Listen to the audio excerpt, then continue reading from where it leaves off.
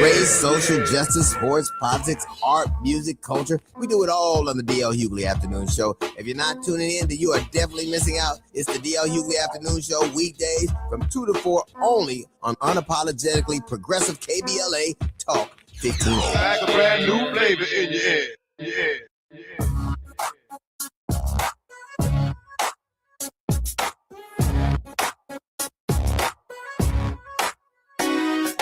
Jesse Jackson Jr. Show. Oh, oh, oh, oh, the Jesse Jackson Jr. Show. Oh, oh, oh, the Jesse Jackson Jr. Show. Oh, oh, oh, the Jesse Jackson Jr. Show. Oh, oh, come on and talk with me. Come on and listen to me. Come on and talk with me. Come on and listen to me. KBLA, Talk 1580, download the app.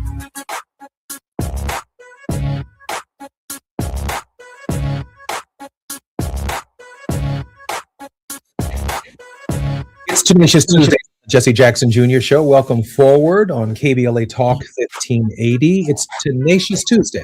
A very special regular contributor is none other than Liz King. Liz recently served as the Education Equity Senior Program Director for the Leadership Conference on Civil and Human Rights, a position she held from 2015 until 2025. In this role, Ms. King led the organization's work to ensure that all students are fully included in welcoming schools from early childhood through post-secondary education that prepare them for college, careers, life, and the full exercise of their social, political, and economic rights. Throughout her tenure at the Leadership Conference, King coordinated the coalition's work to advance equal opportunity in education and represented the civil and human rights community's positions and perspectives on education policy topics in the media, in testimony before the U.S. Department of Education, and during the course of legislative negotiations. Liz, welcome forward to the Jesse Jackson Jr. Show. Congressman, always a pleasure to be here. Thank you so much for having me. Liz, I am so excited that you are a regular contributor on our show, and I'm equally as excited about an article that you brought to my attention earlier today titled, How the Fugitive Slave Act Help Explains ICE's Terrorism Today. You're not going to want to miss our program. Our very special guest, contributor, Mr. Barrett Holmes Pittner, is a philosopher, author, educator, journalist, and founder of the Sustainable Culture Lab.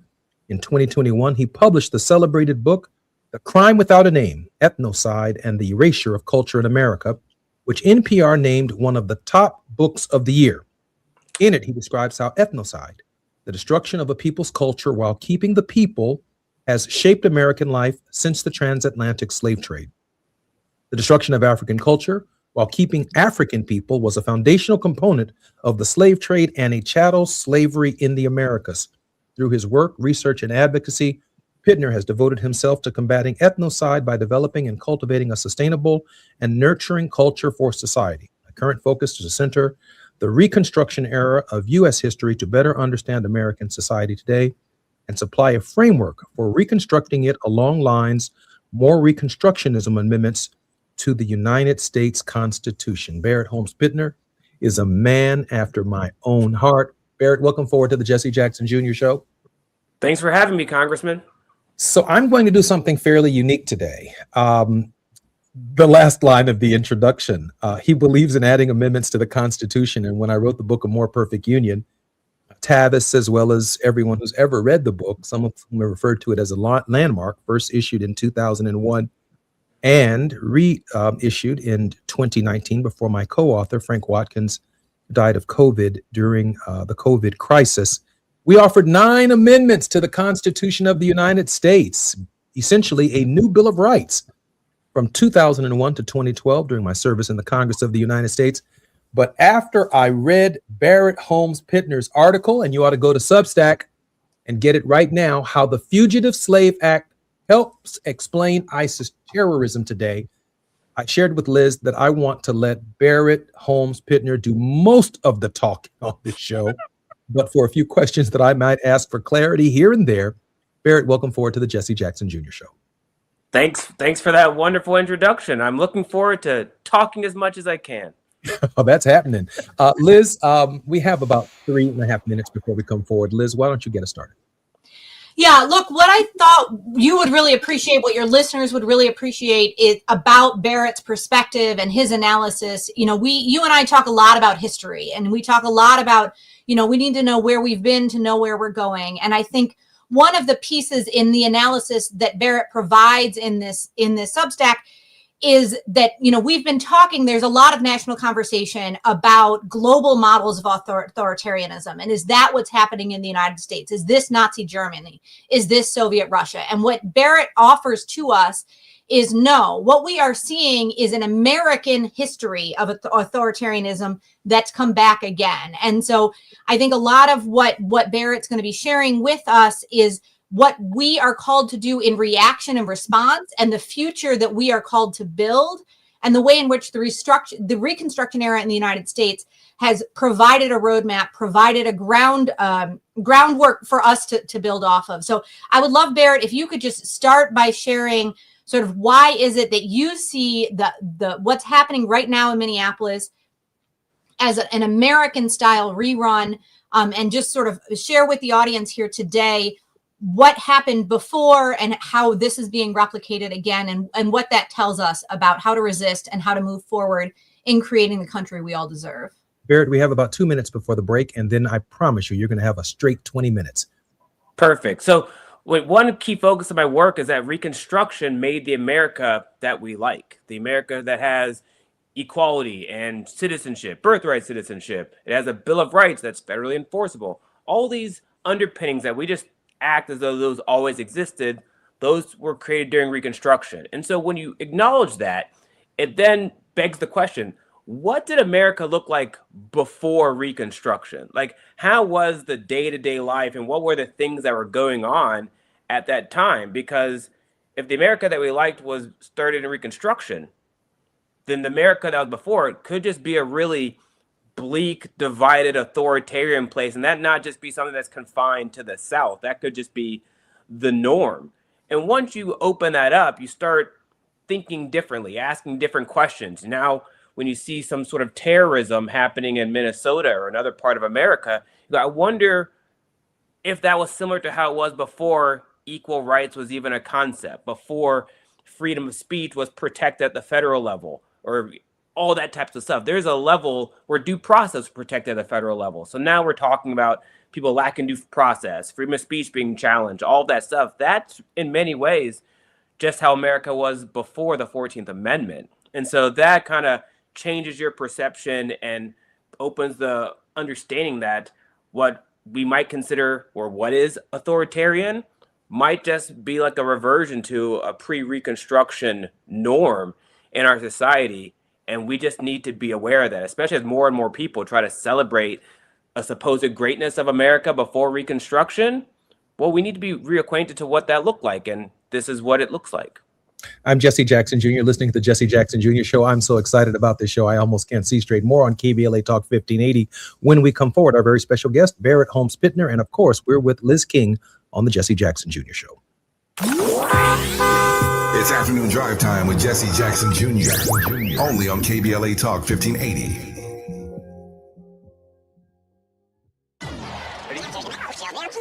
Hey, KBLA delegation, you know what's better than laughing? Laughing while celebrating the legends who made us laugh in the first place. KBLA Talk 1580 is proud to present our annual Black History Month luncheon. And this year, we're honoring comedy greats, trailblazers who broke barriers, and funny bones at the same time. You had to grow up early when we was growing up because your parents were seen to the store to buy.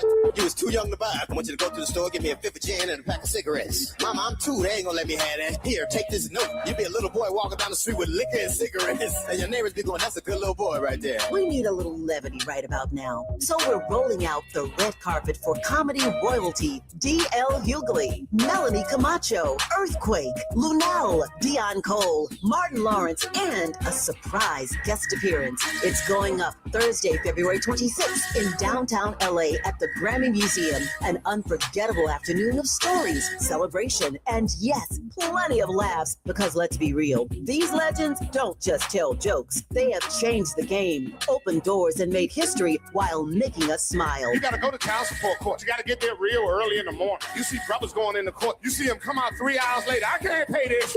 Let me talk to you, baby. Please, let me talk to the witness, Your Honor. Let me talk to the witness. Brother be working for 3 weeks, get his check is $43. This year, for the first time ever, we have set aside a limited number of individual tickets for the luncheon. They are going to go fast, and when they're gone, they're gone. So if you want a single ticket, or if your company or organization wants to sponsor a table, move swiftly and get to KBLA1580.com right now. All these comedy giants in one room on one stage at the same time? Stop it! This event is going to sell out quicker than right now and sooner than at once. KBLA Talk 1580's annual Black History Month luncheon, Thursday, February 26th at the Grammy Museum. It's gonna be legendary, just like them. What's up? What's up? You got to laugh the pain away. At Charmin, we heard you shouldn't talk about going to the bathroom in public, so we decided to sing about it. Charmin Ultra Strong. You can use less, better than the rest. Charmin Ultra Strong. Your booty past the clean test. Yes. Salmon weave texture, it's the best. Study up, teach a lesson all fresh. Your booty past the clean test. Yes, sir. Charmin Ultra Strong. Charmin Ultra Strong with diamond weave texture cleans better than the leading one-ply brand, so you can use less. Enjoy the go with Charmin. Refresh your bathroom with big savings at Lowe's. Reimagine your bathroom with up to 40% off select faucets during our Bath Savings event. Need it today? Order by 2 p.m. for same-day delivery by 8 p.m. Shop for your bathroom refresh at Lowe's. We help, you save. While supplies last, selection varies by location. Same-day delivery on eligible in-stock items, subject to availability. Fees vary. Visit Lowes.com/same-day delivery for full terms. Now back to more of Jesse Jackson Jr. on KBLA Talk 1580. The Jesse Jackson Jr. Show. The Jesse Jackson Jr. Show. The Jesse Jackson Jr. Show. The Jesse Jackson Jr. Show. King Quality drop the beat. Come on and talk with me. I'm Jesse Jackson Jr. Welcome to the Jesse Jackson Jr. Show. This is Tuesday. And our regular contributor, Liz King, is with us with a very special guest, Mr. Barrett Holmes Pittner. And just before I unleash him, I got up early this morning, and that's part of my problem is I don't sleep. It was at 2 o'clock this morning, and a thought came to my mind. And I wrote this, and then, Barrett, it's all yours. Some people have referred to ICE as the Gestapo. That's not my experience. I've never seen a Gestapo. I don't believe that. Some people have referred to ICE as Nazis. That's not my experience. I've never experienced or seen Nazism. My experience, my scholastic experience, I should say, I'm only 60 years old, are armed sheriffs, police officers, law enforcement, segregationists, judges, lawyers wearing masks and hoods, terrorizing Black people, and they are the Klan. That's my experience. And the Klan has a grand wizard. Their behavior should be prosecuted under the Ku Klux Klan Act. That's what I believe. The Ku Klux Klan Act of 1871, the Third Enforcement Act, was a federal law enacted during Reconstruction to combat white supremacist violence. It empowered the president to use federal troops and suspend habeas corpus to fight the KKK, making conspiracies to deprive citizens of civil rights such as voting and serving on juries federal offenses. One of the things we can start on this movement of resistance is focus on locking up the Grand Wizard. That's what I wrote early this morning. Barrett Holmes Pittner, walk us through the history that arrived at your thinking on this article. So a lot of my work focuses on Reconstruction, like I mentioned. So that era of Reconstruction from 1865 to 1877, I'm very familiar with it. The time period that preceded it, very familiar. So it's not uncommon for me to see something in the present and a light bulb go off and say that's reminiscent of something in the past. For my family history, I know the history of my ancestors dating to the early 1800s into the civil rights. So it's like an all-encompassing where I'm thinking about the individual experiences of people back in those times. So it's very natural for me to see these connections. And as the years have unfurled with Donald Trump, those connections are just screaming. There's no real ambiguity. The language that they've been using since his first term in his campaign, and I wrote about this stuff when I was a columnist at the Daily Beast, are all reminiscent to the language that the Redeemers were using to try to end Reconstruction. And most Americans didn't see it, largely because they didn't want to see it, but also because that era of history is very much unknown. When Americans think of history, we kind of stick within the 20th century. Well, people go, they think going way back as, the 1950s, but we really have to go back to the 1850s and the, early 1800s to really get an accurate picture of the place in which we live. And so that's just a natural way for me to look at stuff, to have this larger, centuries long perspective. I'll say so when I saw Minnesota and Minneapolis and the Fugitive Slave Act, it was natural for me to think of something like that. But I will say, and sometime in December, Liz and I got coffee or something, and she mentioned that she was thinking about the Fugitive Slave Act for something that she was working on. And so I already had a little bug that was in my brain where the Fugitive Slave Act was just maybe if it was a little further back, it got inched a little further forward in December. And then when Minnesota shows up, it's just evident, literally ICE is going out there and kidnapping people. And they're taking them to these detention centers, which many of them are in the South. A New York Times story just came out the other day that they've kidnapped a bunch of Somali immigrants and sent them to a detention center in Texas. That is just Fugitive Slave Act. They're just kidnapping.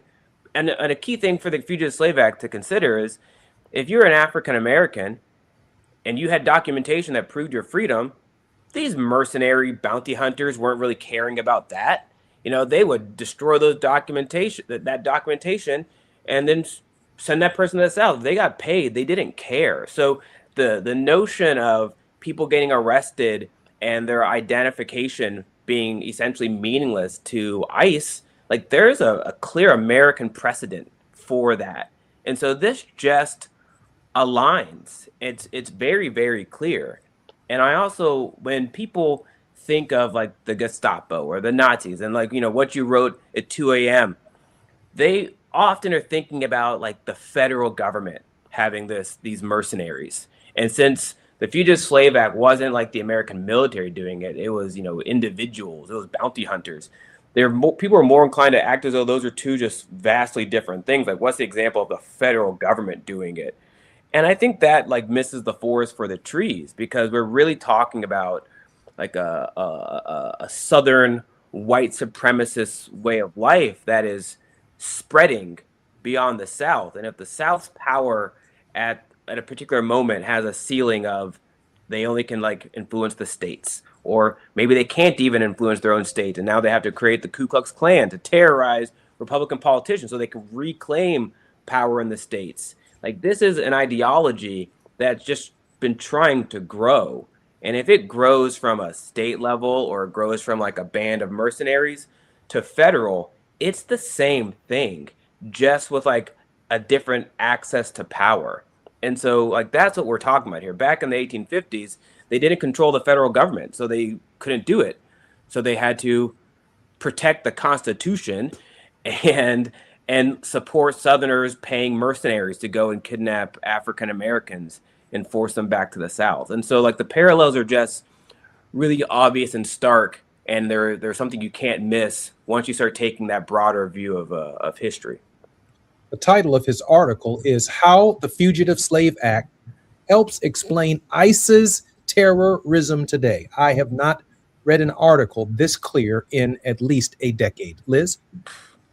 Yeah, I mean, there's just so much here. And originally when Barrett and I first started talking about the Fugitive Slave Act, I was thinking about the ways in which the parallels that I saw were the federal government seeking to require state and local government to violate the human rights of the people within its territory, right? Because the entire premise of this Fugitive Slave Act was to deny states the option of being free states, to deny people who had escaped to these northern states that had rejected slavery, to deny those people their freedom. And so what we're seeing again here is local leadership in Minnesota, local leadership in Minneapolis, and in the state of Minnesota rejecting this, insisting that the people within that state be treated civilly, and then seeing the federal government intervene. But I think this point about, where is the line between the federal government and vigilantism? Where is the line between the federal government and paid bounty hunters? I mean, there's just so much going on here. And I think part of what I continue to find striking is that we know who the heroes are of that story.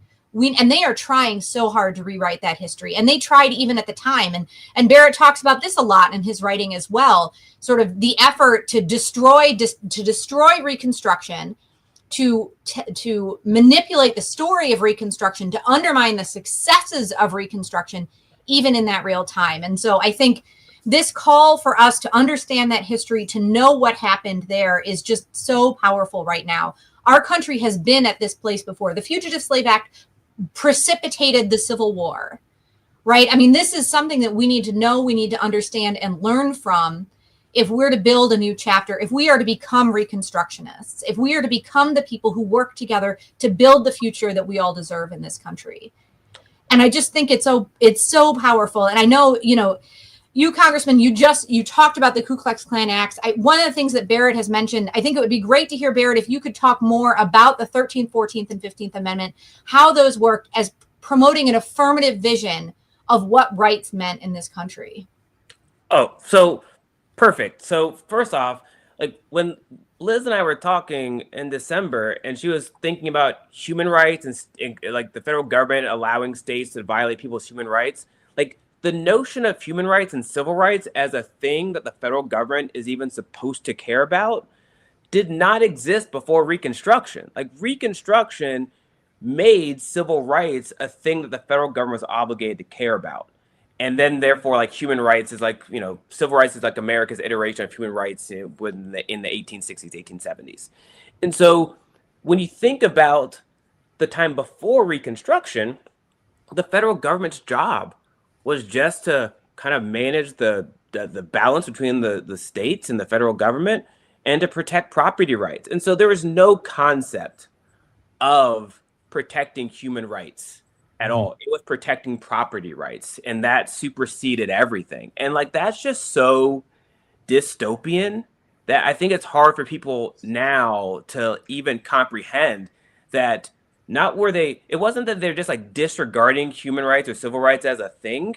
It's just that they weren't a thing, and they just existed in the complete absence of that concept. And that thing of civil rights and by default human rights was created during Reconstruction. And so, like, when we talk about the 13th, 14th, and 15th Amendment, people spend a lot of time like focusing on the policy and like it did this thing. It's a checkmate, check marks and all sorts of stuff. But what really is, it's a profound philosophical shift. It really is. Profound cultural shift.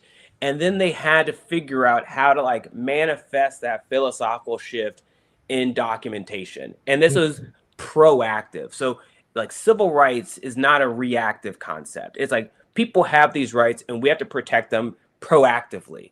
Due to how everything was structured with the federalism and just what they're accustomed to, where it's like frankly our Constitution and our laws are very much like negative focus, where it's focused on the ways you can't take something from people. Reconstruction was really an era where they were trying to make it so that we are trying to give people the things that they need to survive. And this is the profound question that comes when a group of people go from being enslaved to being free, because that can't just be theoretical. It's like, what does freedom get? Like, what do you have with freedom? What does that mean? It's like, it's freedom, citizenship. What about economic empowerment? What about education? What about property? What about land? All of that stuff is so that these people, my ancestors, can proactively live in the world. That's a profound philosophical question that they then had to manifest into law. And so it's not just 13th, 14th, and 15th Amendment. We're talking about Freedmen's Bureau. We're talking about Civil Rights Acts. The Justice Department, the Department of Education was created during civil rights. And all of this is so that we can figure out a way for people to proactively live in a free way and then prevent people from then taking that freedom away. It's a whole new way of thinking. I've often shared on this show that the logic of the slaveholding states was, at least the legal logic, was that they had a state's right protected by the states to own their property, to own their slaves. And that would be all the way through right up to the 10th Amendment.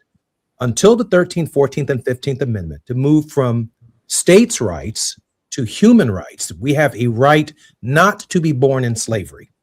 And we are not the property of the states. We're not the property of individuals within the states. That we are human beings. That fundamental shift began a process of thinking about human rights differently. No immigrant who comes to the United States as a result of that struggle will ever come into chattel slavery.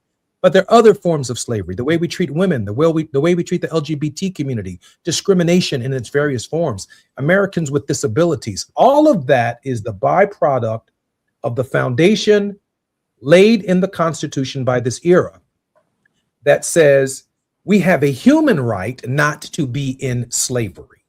And those Reconstruction amendments move us from states' rights to human rights. And I find it somewhat ironic in this era where the federal government itself, and you touch upon this in the article, has now been essentially consumed by the ideology of people who believe in states' rights.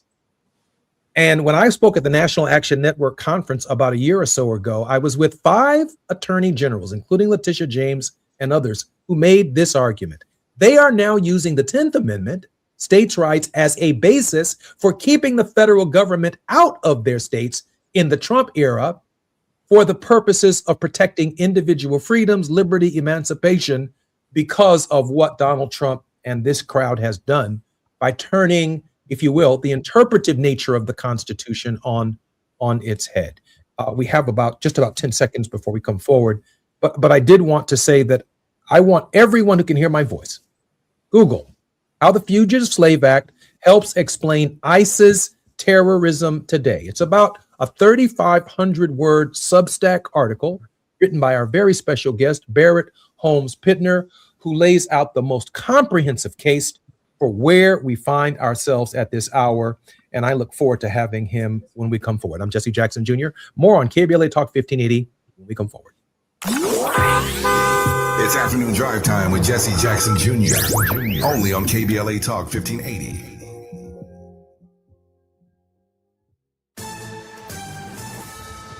Amber Payton with BIN News Now. A Cook County, Illinois judge has ordered the release of Antonio Porter, a Black Chicago man wrongfully convicted in a 2002 Southside murder. I've been fighting a long time for my son. I've been really fighting for him. Porter, who was serving a 71-year sentence despite witnesses recanting, will be freed with electronic monitoring, though a release date has not been set.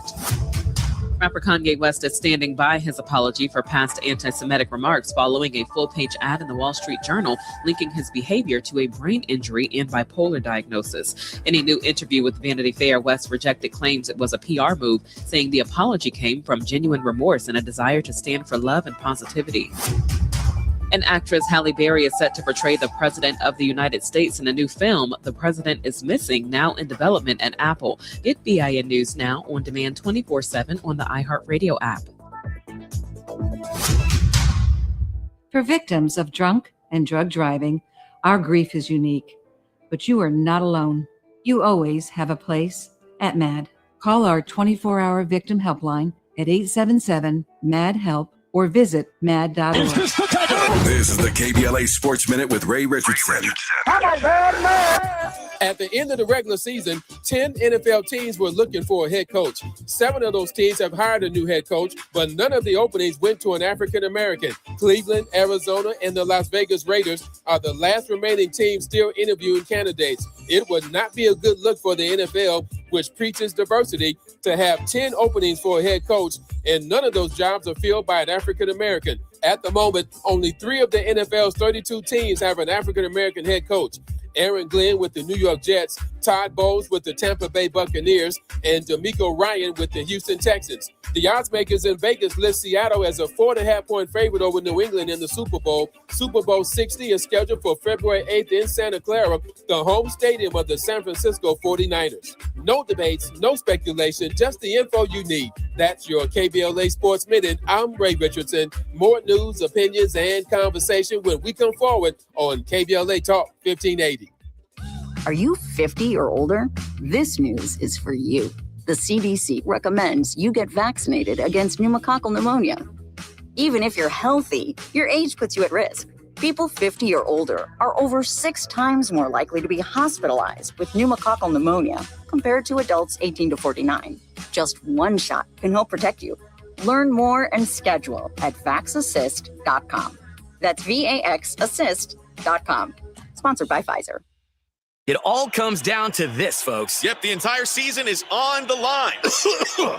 But my throat has officially thrown in the towel. Sounds like you need Vicks VapoCool drops. They're max strength and vaporize sore throat pain.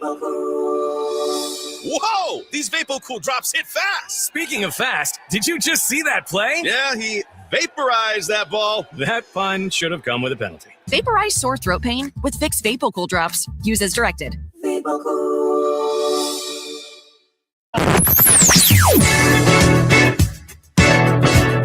Whoa,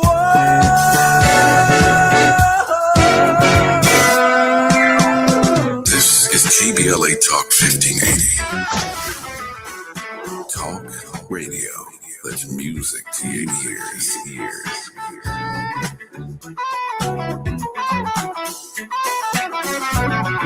We're unapologetically progressive. KBLA Talk 1580. We've got a lot to talk about.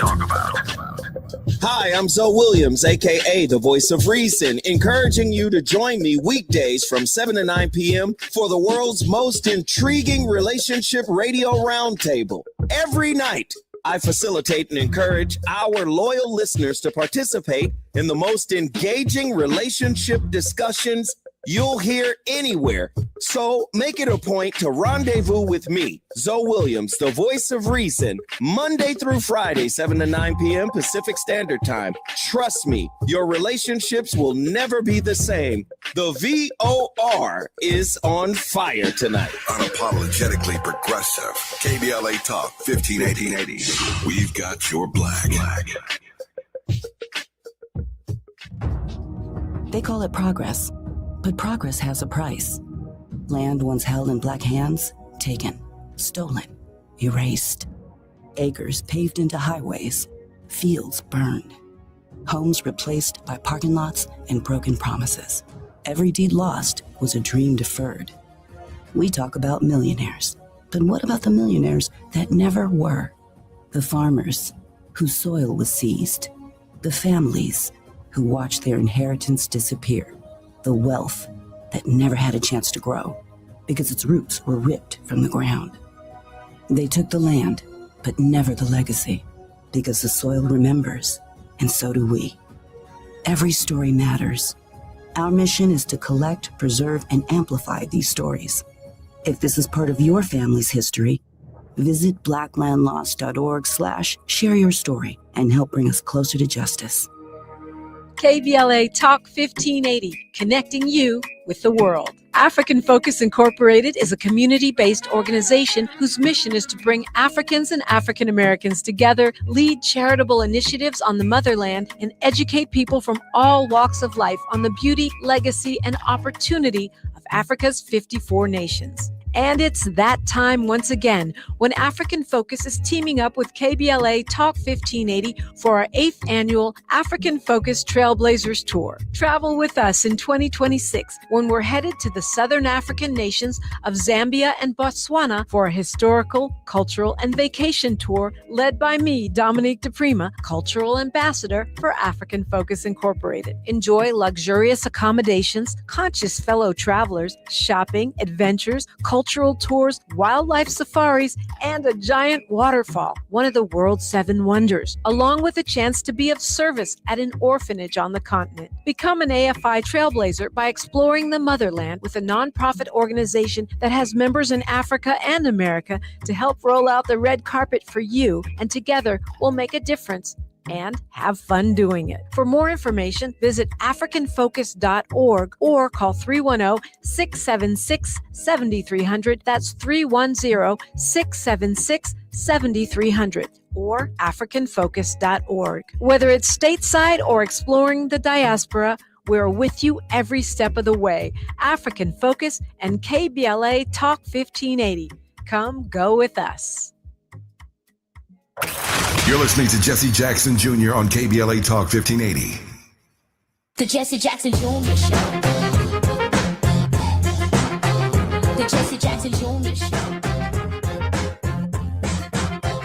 The Jesse Jackson Jr. Show. The Jesse Jackson Jr. Show. King Quality drops the beat. Come on and talk with me. Come on and listen to me. Come on and talk with me. Come on and listen to me. KBLA Talk 1580. Download the app. I'm Jesse Jackson Jr. Welcome forward to the Jesse Jackson Jr. Show on KBLA Talk 1580. Our regular contributor, Liz King.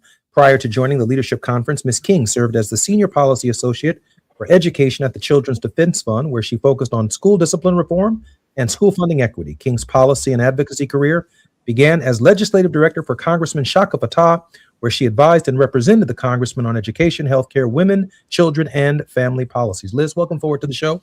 Congressman, always a good time. Always a good time. And our very special guest, hot off the press, Barrett Holmes Pittner, January 26th, 2026.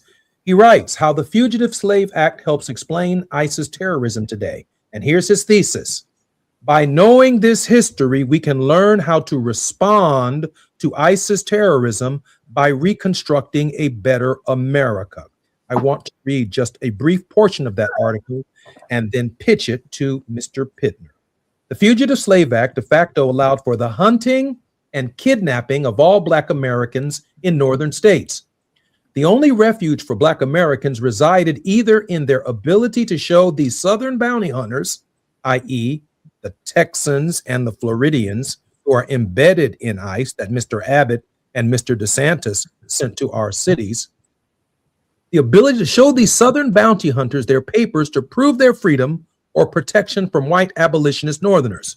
Normally, Black Americans required both because Southern bounty hunters had no qualms about kidnapping a free Black American and destroying their documentation if they supposedly fit the profile of an escaped slave. If you've ever watched the movie 12 Years a Slave, you know exactly what he's talking about. So long as they got paid, they did not care if they captured the right person. To prevent these kidnappings, force needed to be countered with equal force. Very quickly, the same dynamic is currently at play in Minneapolis, yet to adequately understand the parallels between ICE and the Fugitive Slave Act, we must acknowledge that both of them are manifestations of the way of life and ideals of pre-Reconstruction South, and they're spread beyond the South into the rest of the nation.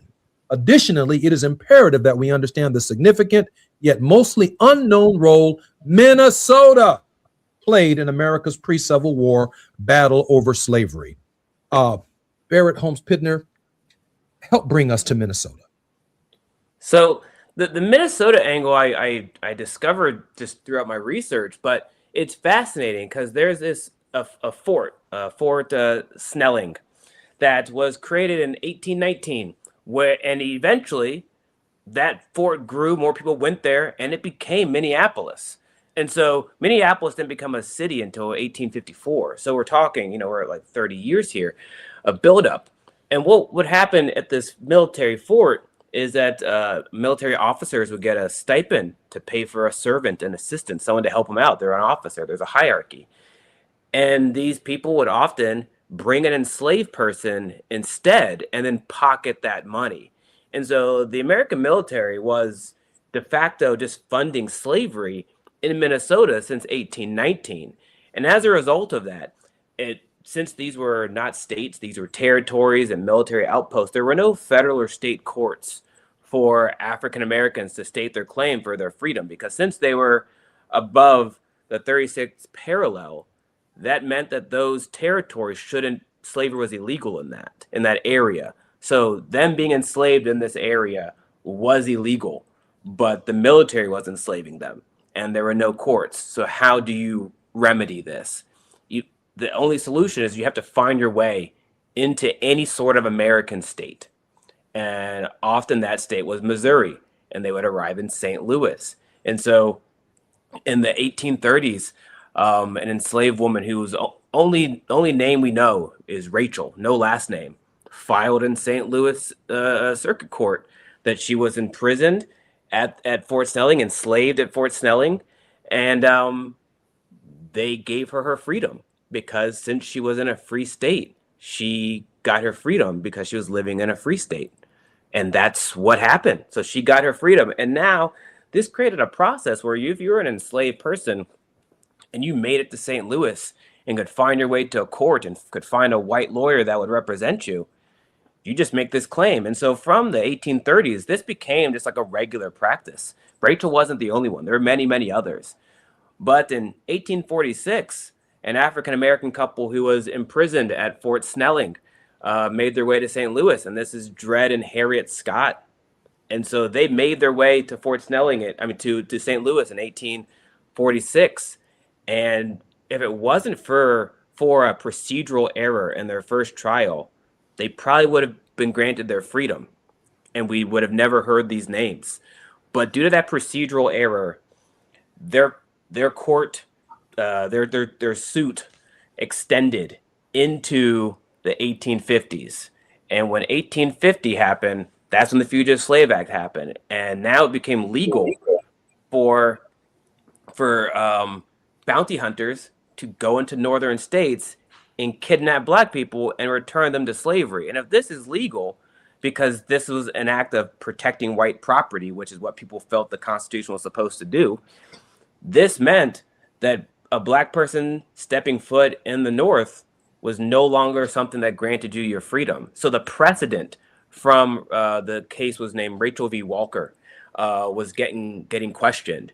And this questioning, due to these new political motives that happened in the 1850s that brought about the Fugitive Slave Act and everything, meant that the Dred Scott case got dragged out. They went all the way to the Missouri Supreme Court, and they denied their freedom. The Scots didn't give up. And just think about it. This was just like a routine thing for them.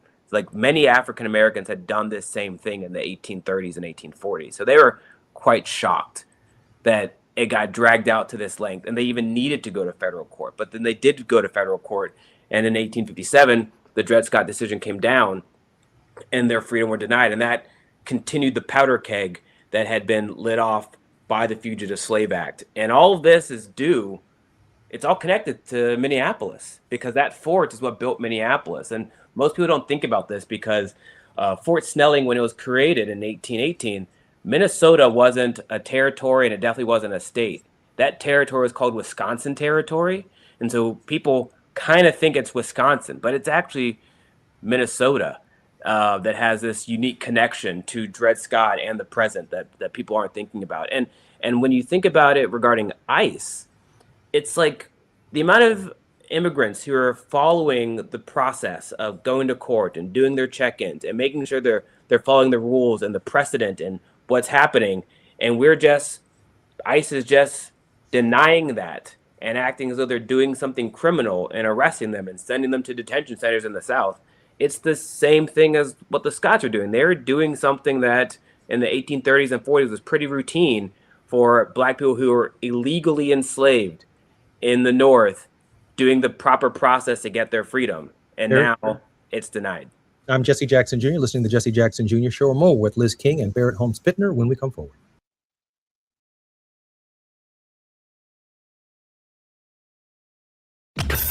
While you're stuck in traffic, we can at least bring you up to speed on the news of the day. You're listening to Jesse Jackson Jr. only on KBLA Talk 1580.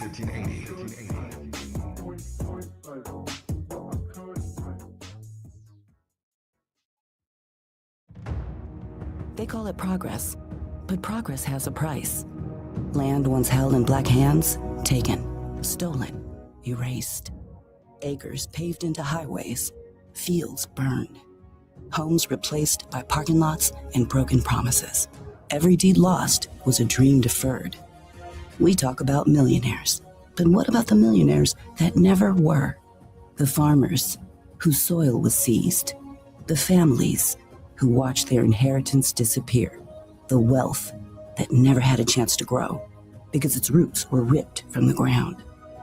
They took the land, but never the legacy, because the soil remembers, and so do we. Every story matters. Our mission is to collect, preserve, and amplify these stories. If this is part of your family's history, visit blacklandlost.org/share your story and help bring us closer to justice. KBLA Talk 1580. We've got a lot to talk about.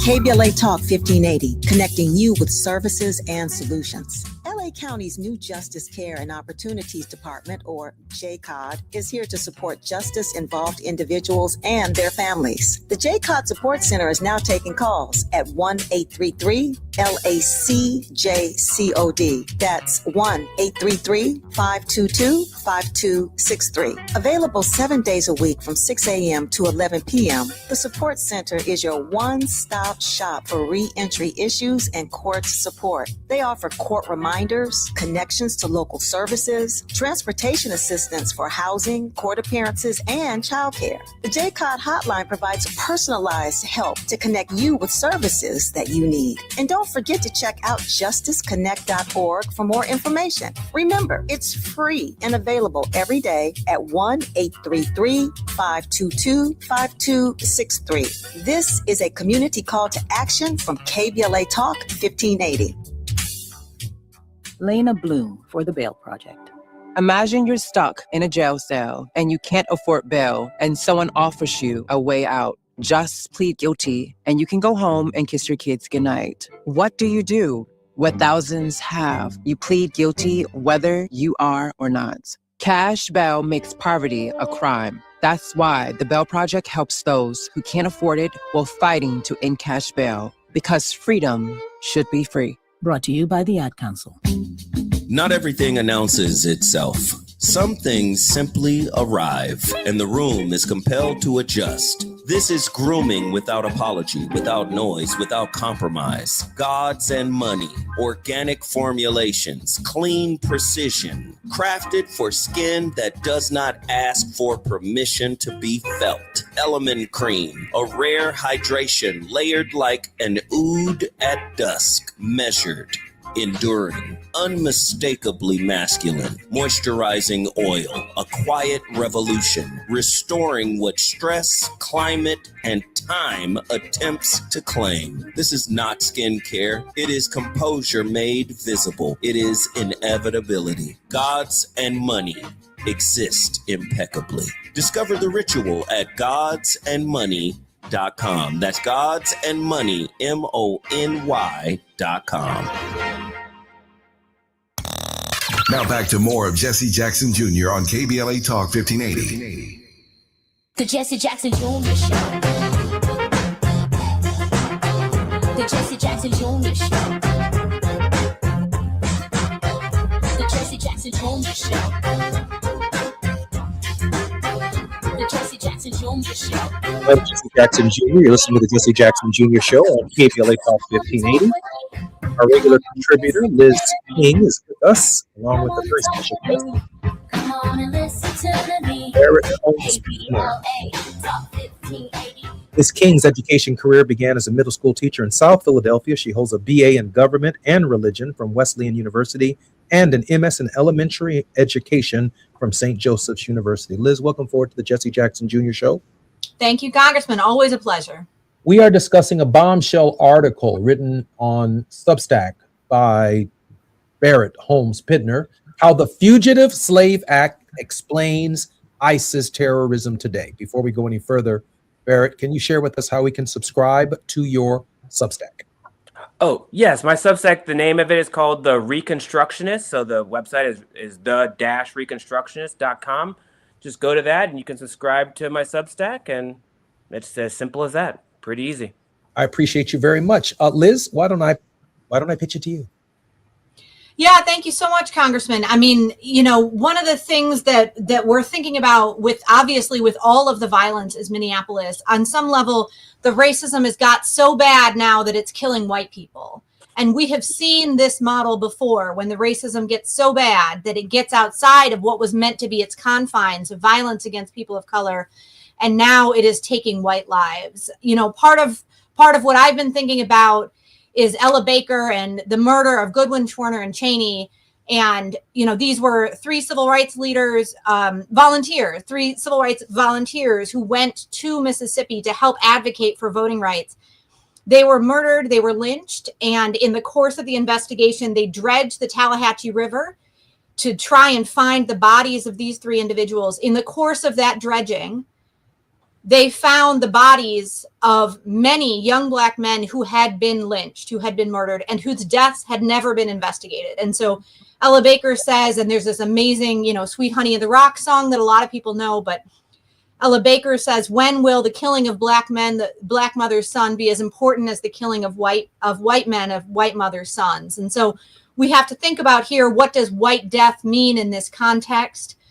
We know that there were white lives that were lost during the abolition movement. We know that white lives that were lost during the civil rights movement of the 50s and 60s, obviously numerically paled in comparison to the sacrifice of Black people and other people of color who fought for the freedom for all of us. We have seen recently the accusation, they don't use the language of race traitor, but that's what they meant when they were talking about Renee Good. Those the words they meant when they use those other words. And it is now, now is the moment. If it was a moment before, it was, geez almighty, if not today, then when will white people come together and realize that whatever whiteness, whatever benefit you may think you get from whiteness, whatever security and protection you think that it provides you, it's a lie. It's a lie. It's always been a lie. Not only is it a lie, it won't keep you physically safe anymore. And I think that is the question now that is immediately in the face of white communities. In Barrett's piece, he talks about the way in which the Fugitive Slave Act meant that the violence of slavery became in the faces of white Northerners.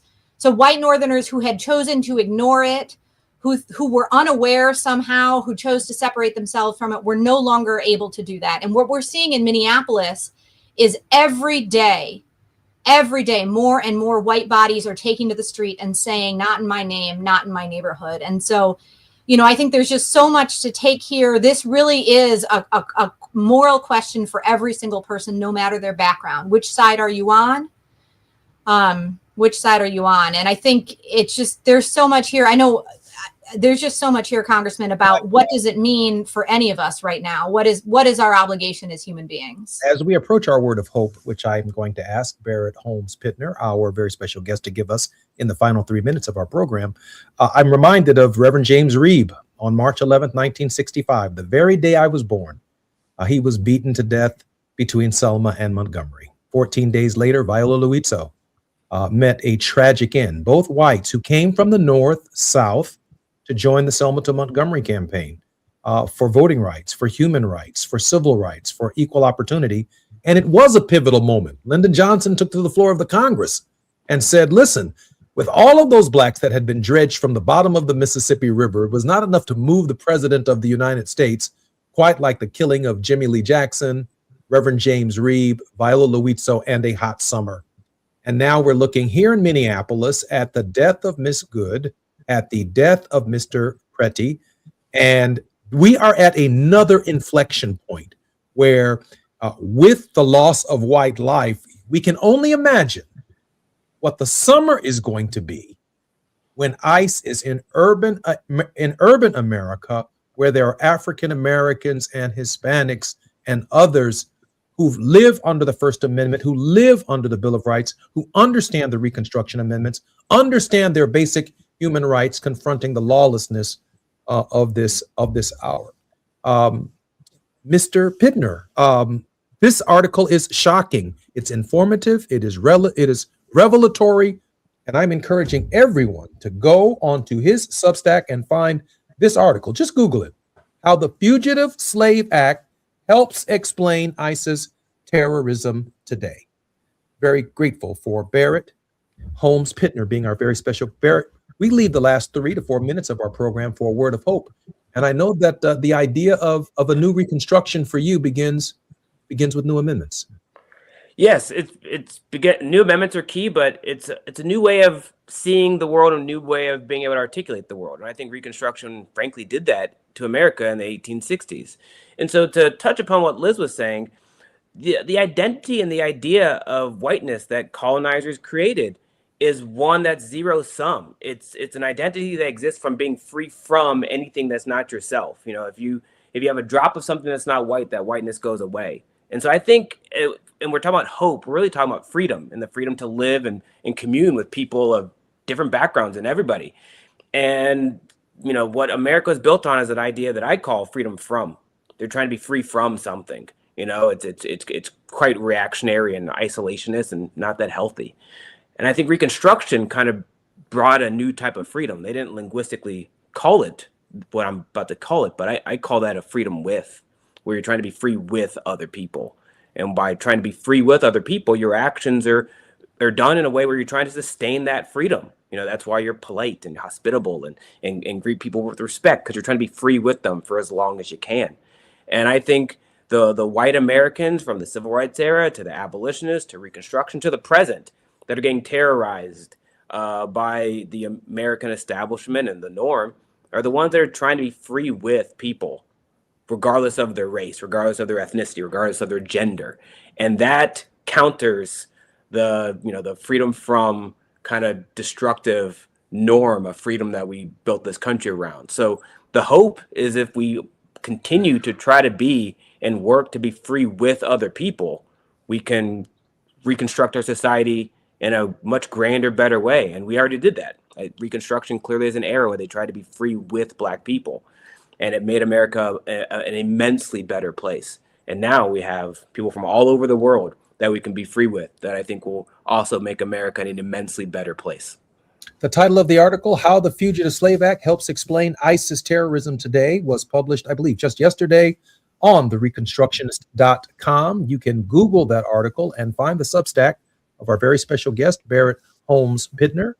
I'm so honored that you spent time on our show. Barrett, I could do this with you for 3 hours. I'd like to give you an hour just to read the whole article. And I hope you come back before this article grows cold and before the summer gets hot, because people have to understand the context of this. Liz, thank you very much for bringing our very special guest to the program today. Always great to be in partnership with you, Congressman. I look forward to our show together again next week. I'm Jesse Jackson Jr. You've been listening to the Jesse Jackson Jr. Show. Our very special guest in this hour has been Barrett Holmes Pittner, extraordinary philosopher, author, educator, journalist, and founder of the Sustainable Culture Lab. In 2021, he published a celebrated book, The Crime Without a Name, Ethnocide and the erasure of culture in America. More on the Jesse Jackson Jr. Show, Tenacious Tuesdays with Barbara Arnwine when we come forward. KBLA 1580 Santa Monica. I'm Amber Payton with BIN News Now. A Cook County, Illinois judge has ordered the release of Antonio Porter, a black Chicago man wrongfully convicted in a 2002 Southside murder. I've been fighting a long time for my son. I've been really fighting for him. Porter, who was serving a 71-year sentence despite witnesses recanting, will be freed with electronic monitoring, though a release date has not been set. Rapper Kanye West is standing by his apology for past anti-Semitic remarks following a full-page ad in the Wall Street Journal linking his behavior to a brain injury and bipolar diagnosis. In a new interview with Vanity Fair, West rejected claims it was a PR move, saying the apology came from genuine remorse and a desire to stand for love and positivity.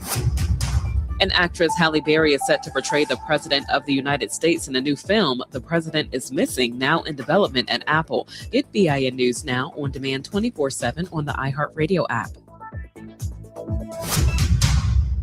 For victims of drunk and drug driving, our grief is unique. But you are not alone. You always have a place at MAD. Call our 24-hour victim helpline at 877-MAD-HELP or visit mad.org. This is the KBLA Sports Minute with Ray Richardson. At the end of the regular season, 10 NFL teams were looking for a head coach. 7 of those teams have hired a new head coach, but none of the openings went to an African American. Cleveland, Arizona, and the Las Vegas Raiders are the last remaining teams still interviewing candidates. It would not be a good look for the NFL, which preaches diversity, to have 10 openings for a head coach, and none of those jobs are filled by an African American. At the moment, only 3 of the NFL's 32 teams have an African American head coach.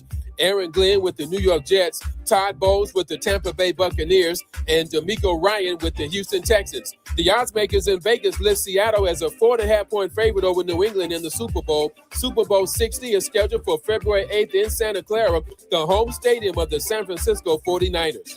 No debates, no speculation, just the info you need. That's your KBLA Sports Minute. I'm Ray Richardson. More news, opinions, and conversation when we come forward on KBLA Talk 1580. Let's do this. On the evening of Monday, January 26th, something special happened. Hundreds of people joined me for a live preview session on the anatomy of a great conversation, and we went deep, for starters, on the notion of curiosity. I mean, real curiosity. The kind that transforms how you connect with anyone, anywhere. We explored why most conversations fall flat, and I revealed 3 of the top 5 killers of curiosity that sabotage even the best communicators. But here's the thing, we only scratched the surface. The full 4-week journey begins Monday, February 16th with the Founding Members Cohort. This course is for podcasters, leaders, entrepreneurs, anyone who knows that your next great opportunity can begin or end with the quality of a conversation. Space in this Founding Cohort is limited, so go to TavishTalks.com right now. That's TavishTalks.com. Click register or scan the QR code. Don't let this conversation happen without you.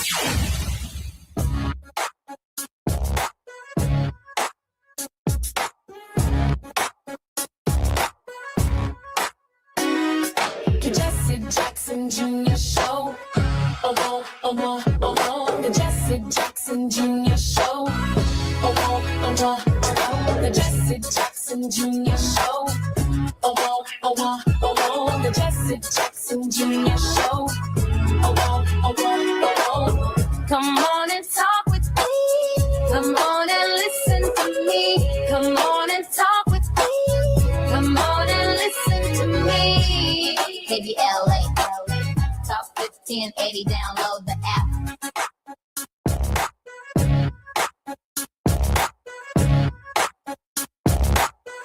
Jesse Jackson Jr., welcome to the Jesse Jackson Show on Talk 1580. It's Tenacious Tuesdays. In the previous hour, Liz King and Brother Barry Holmes Widner with his new article titled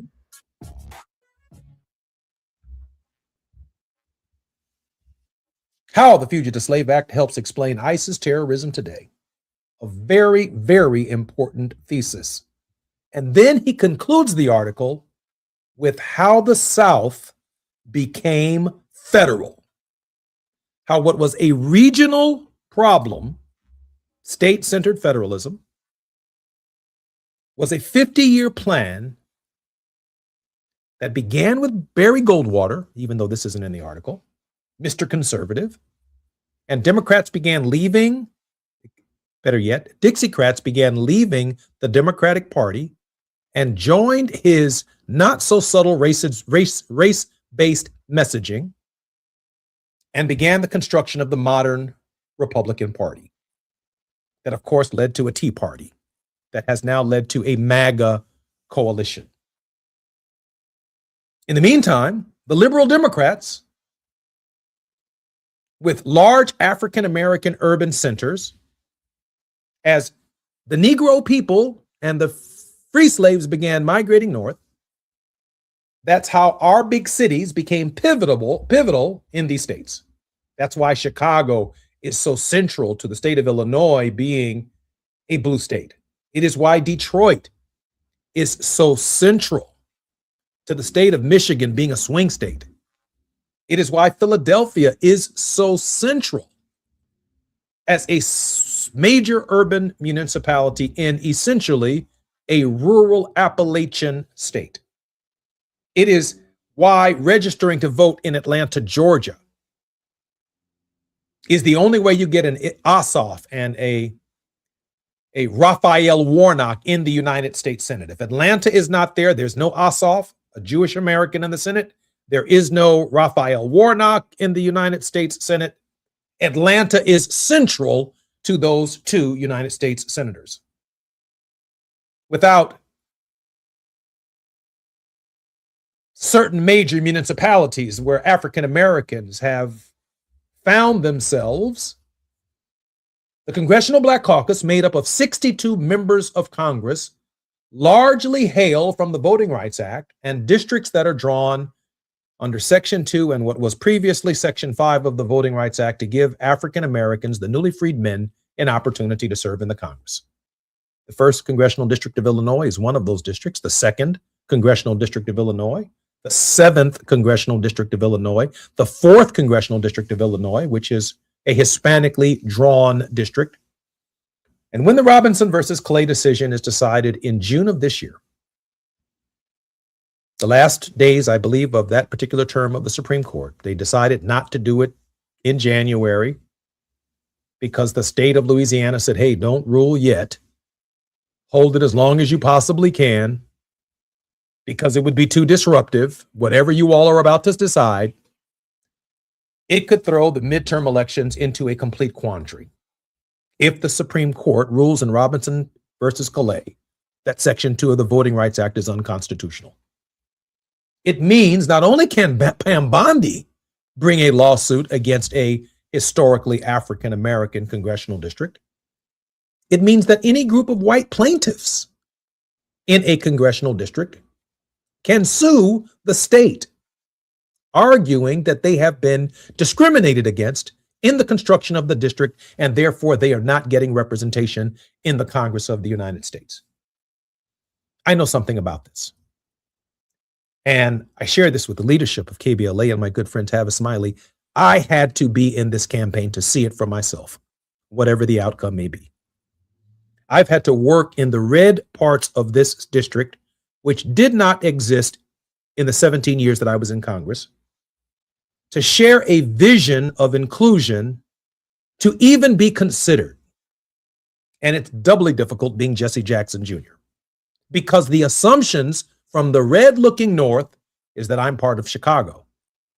When the reality is in Chicago, on the South Side, in the Black communities, we have more in common with rural Illinois and their funding needs, their property tax concerns, the quality of their life, because everybody up in the north side of Chicago, downtown, they get everything.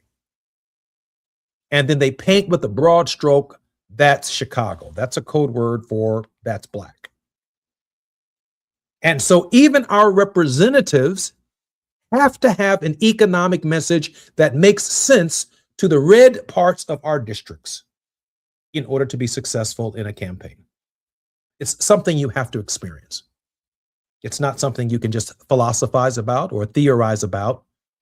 But the country, I'm not prepared to say that it's hopelessly divided, because Jesse Jackson had a way out of this for all of us, to which I am profoundly grateful. And, of course, the beneficiary of. When we come forward, Barbara Arnwine, Esquire, the president and founder of the Transformative Justice Coalition, internationally renowned for her contributions on critical justice issues, including the passage of the landmark Civil Rights Act of 1991 and 2006, reauthorization of the provisions of the Voting Rights Act, currently also serves as co-chair and facilitator of the National Commission on Voter Justice, the Millennial Vote Matters convenings, and the Voting Rights Alliance. Barbara, I know you're here, but we're coming forward in just a moment. Welcome forward to the Jesse Jackson Jr. Show. Good to be here. More on KBLA with our most tenacious guest on Tenacious Tuesdays, the Honorable Barbara Arnwine, when we come forward on KBLA Talk 1580.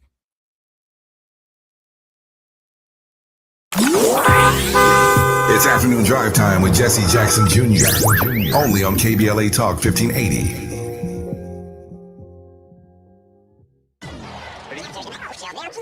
Hey, KBLA delegation, you know what's better than laughing? Laughing while celebrating the legends who made us laugh in the first place. KBLA Talk 1580 is proud to present our annual Black History Month luncheon. And this year, we're honoring comedy greats, trailblazers who broke barriers, and funny bones at the same time. You had to grow up early when we was growing up, because your parents were sending to the store to buy. You was too young to buy. I want you to go to the store, get me a fifth of gin and a pack of cigarettes. Mama, I'm two. They ain't gonna let me have that. Here, take this note. You be a little boy walking down the street with liquor and cigarettes, and your neighbors be going, that's a good little boy right there. We need a little levity right about now. So we're rolling out the red carpet for comedy royalty. D.L. Hughley, Melanie Camacho, Earthquake, Lunel, Dion Cole, Martin Lawrence, and a surprise guest appearance. It's going up Thursday, February 26th in downtown LA at the Grammy Museum. An unforgettable afternoon of stories, celebration, and yes, plenty of laughs, because let's be real, these legends don't just tell jokes. They have changed the game, opened doors, and made history while making us smile. You gotta go to child support court. You gotta get there real early in the morning. You see brothers going into court. You see them come out 3 hours later. I can't pay this. Let me talk to you, baby. Please, let me talk to the witness, Your Honor. Let me talk to the witness. Brother be working for 3 weeks, get his check is $43. This year, for the first time ever, we have set aside a limited number of individual tickets for the luncheon. They are going to go fast, and when they're gone, they're gone. So if you want a single ticket, or if your company or organization wants to sponsor a table, move swiftly and get to KBLA1580.com right now. All these comedy giants in one room on one stage at the same time? Stop it! This event is going to sell out quicker than right now and sooner than at once. KBLA Talk 1580's annual Black History Month luncheon, Thursday, February 26th at the Grammy Museum. It's gonna be legendary, just like them. What's up? What's up? What's up? You got to laugh the pain away. At Charmin, we heard you shouldn't talk about going to the bathroom in public, so we decided to sing about it. Charmin Ultra Strong. You can use less, better than the rest. Charmin Ultra Strong. Booty past the clean test. Salmon weave texture, it's the best. Study up, teach a lesson on fresh. Your booty past the clean test. Yes, sir. Charmin Ultra Strong. Charmin Ultra Strong with diamond weave texture cleans better than the leading one-ply brand, so you can use less. Enjoy the go with Charmin. Refresh your bathroom with big savings at Lowe's. Reimagine your bathroom with up to 40% off select faucets during our Bath Savings event. Need it today? Order by 2 p.m. for same-day delivery by 8 p.m. Shop for your bathroom refresh at Lowe's. We help, you save. While supplies last, selection varies by location. Same-day delivery on eligible in-stock items, subject to availability. Fees vary. Visit Lowes.com/same-day delivery for full terms. Now back to more of Jesse Jackson Jr. on KBLA Talk 1580. The Jesse Jackson Jr. Show. The Jesse Jackson Jr. Show. The Jesse Jackson Jr. Show. The Jesse Jackson Jr. Show. King Quality drop the beat. Come on and talk with me. Come Come on and listen to the me. Come on and talk with me. Come on and listen to the me. KBLA Talk 1580. I'm Jesse Jackson Jr. Welcome forward to Tenacious Tuesdays on the Jesse Jackson Jr. Show. Our most tenacious host is none other than attorney Barbara Arnwine. Barbara, welcome forward to the show. It's great to be here. Barbara, I got to congratulate you first and foremost for a successful walkout this week. Share with our listeners what that meant across the country and in Minnesota. Oh my goodness, 50,000, an estimated 15 to 50,000 people. It looks like the 50,000 is the right estimate. Took to the streets of Minneapolis and in other places around the country. And everybody, this was last Friday, before the murder of Alex Preety. So I just want people to know that they took to the street in a general strike. Did you hear me? A general strike. They got 60 businesses to close their operations and to write a letter to President Trump saying, end the metro surge. Get ICE out of here. And people were all over yelling, no ICE and other stuff I can't say on air, but they were chanting and making their desires known for ICE to get the H out of Minneapolis. It was beautiful. It was gorgeous. Thank you, people from all over the country who did it. We are working towards a new major national event. And I'll be talking about that more next week because it's about to be imminently announced, probably tomorrow. So I'll have to talk about it next week. But I just want to thank people. Now, when Alex Preety was killed, my deepest love to all the people who, despite the fact that they had just witnessed a murder, took to the streets in Minneapolis. All the people who said, stop lying, Kristi Noem. Just stop lying. Come on now. All the people who took those videos, we got about 4 to 5 camera angles now that we can look at, and who put the truth to the lie that was being told by her, by Miller, by all of these people, alleging that somehow this innocent man had gone there to, quote, ambush and kill officers. What a lie. And it was to cover up the maliciousness, the incompetence of their officers. Did everybody see? I don't know if everybody saw the video, not just of the murder, but did you see the video of the post-murder celebration with the officers clapping in joy that they had killed this innocent man? And it's going to turn out, I can guarantee you, it's not only that they wrongfully kill him, it's because of their incompetence. I don't know a police force in the country that can't have 7 men take down one guy. And he wasn't, football. He wasn't like a football player. This was a very lanky, but very, determined man.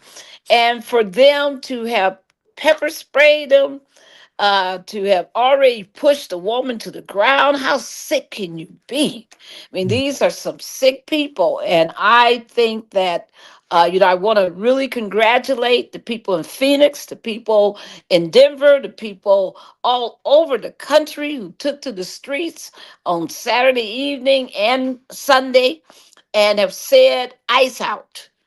And have said F ICE, and it's, and no more ICE. And I want to really commend, and let's talk about your colleagues in Congress. Now, we had 7 Dems who jumped. Shame on them. Just shame on them. And funded, who supported funding the, DHS People, think about this. Last year, remember something called the BBB, the Big Beautiful Bill? That ugly piece of legislation that took away people's, health care coverage and did other evils. It gave $70 billion to getting ISIS funding up to $85 billion. To ICE, gave them $85 billion in total. And now they want another 10. They want another $10 billion so they can run around and harass all of us, destroy American safety, destroy our security, impose a fascistic state, all of this. And we must resist. And I'm so proud that people, the Senate, that already you've had even Dick Durbin, who has been known to, quote, support, quote, the other side, and quote, cross the aisle for bipartisanship, saying no way, no more money for ICE. And that, to me, is a good step. It's one that they must take. Anybody, including from any party, who supports more money to ICE is a betrayer of the American people. Period. Period. First of all, again, congratulations on the walkout day and the strike. Is it your sense that this is heading in the direction of a general strike as the momentum builds for the entire nation to shut the country down? Is that where this is going? Absolutely. I mean, one thing that was clear, I mean, it's probably correct. A lot of people were saying prior to Pretty's, murder, Alex's murder and Renee's murder, people were saying, the country's not ready. But after killing, Keith Porter, after killing Renee Good, and now Alex Pretty, with all the tapes where everybody can see clearly what happened. He didn't have a car. He had nothing but his phone in his hand. And after people saw that, I think the atmosphere has now been created for a general strike, that the people are ready. And it's going to require, good organizing, but I'm hopeful that, people will realize what's at stake. One of the stories that I hope people have heard is that on Saturday, this is how cold-blooded these people are. This is how determined they are to destroy our democracy. How many people listening heard that Pam Bundy on Saturday sent a letter to Governor Walz saying, that's the governor of Minnesota, saying that we will withdraw ICE, all of ICE, that we will withdraw the National Guard, that we will, get out of your state and we'll end the surge as long as you will give us your voter database. How about that? What does the voter database have to do with immigration enforcement?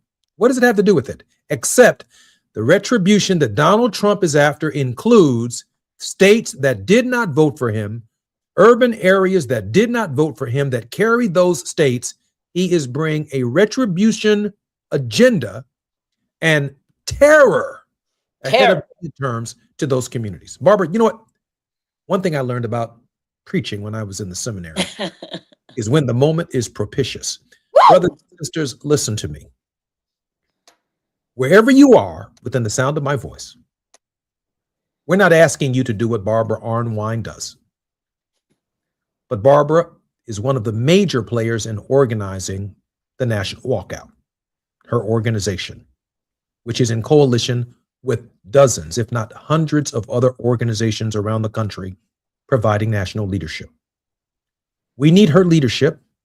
And all we ask is that we be the wind beneath the wings of Barbara Arnwine and KBLA because of the freedom of the ability to project our voices and to sustain the movement. Barbara, how can we support the Transformative Justice Coalition? You can give to us at tjcoalition.org, tjcoalition.org. And everyone, you can do something today, right now. Go to your telephone, your mobile device, go to whatever you got that you can call somebody and call this number 202-224-3121. The Senate is going to vote imminently any day now on whether or not it's going to give ICE, murderous, vicious, abusive ICE, another $10 billion. You call them right now, 202-224-3121, and tell those senators, vote no on DHS funding. No on DHS funding. No money to Homeland Security to kill us. No.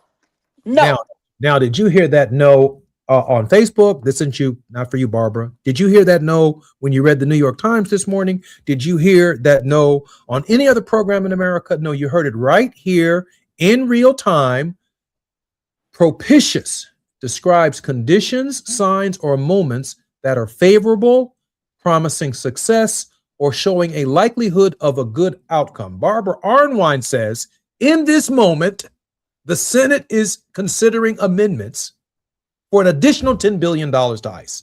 For an additional $10 billion. Barbara, what's that number again? It's 202-224-3121. That's the congressional switchboard. All you got to do is tell them what state you're from, and they will send you to your two senators. Be sure to do this, people. Don't be telling me that there's nothing you can do. Don't be telling me that this is, that there's no action that is worthy. Don't tell us. You can make this call, and you can call every friend of yours and spread the word. Make sure they're making the call, because when it's over, people will be held accountable. And when we get back, I'm going to tell some more stuff, because, whoa, have you guys been following what's going on with Doge?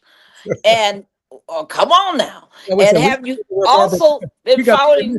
We got 3 minutes before we come forward. So go ahead and get started, Barbara. We got 3 minutes. Okay, good.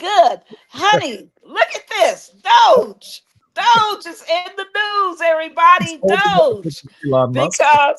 Because, and guess what the headline says? Doge under fire after DOJ says Musk team may have used Social Security data for election schemes. Oh, wow. Come on. Oh, Come wow. on. Oh, yes, it's out. I mean, that's why, people tell me, I'm an old lawyer, and people tell me all the time, well, I don't know why you're a lawyer, why you go into court and do all this stuff. That's because there was a court case. And the judge ordered some discovery. And of course, DOJ originally lied and said, oh, there's no evidence that there's such a thing. But somebody started thinking about, hey, I might go to jail. And they came up and they turned over evidence showing that that Doge was up there in our Social Security data, and turned it over to, get ready, folks.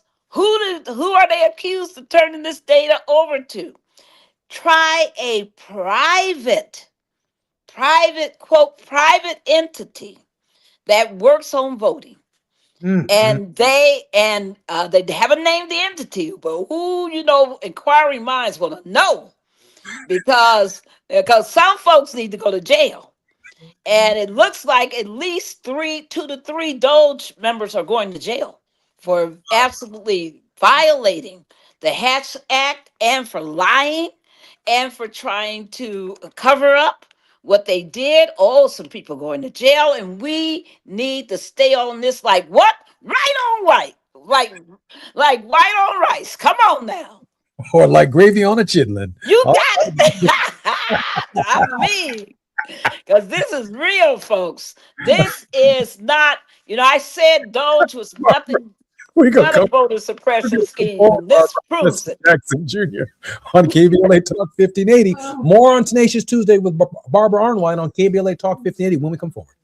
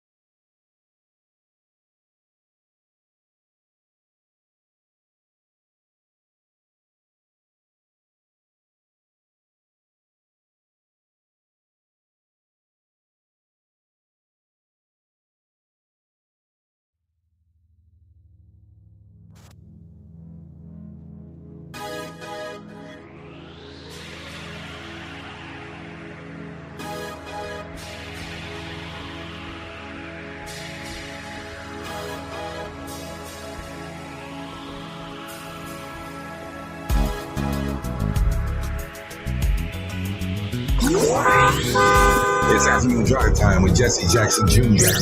Only on KBLA Talk 1580.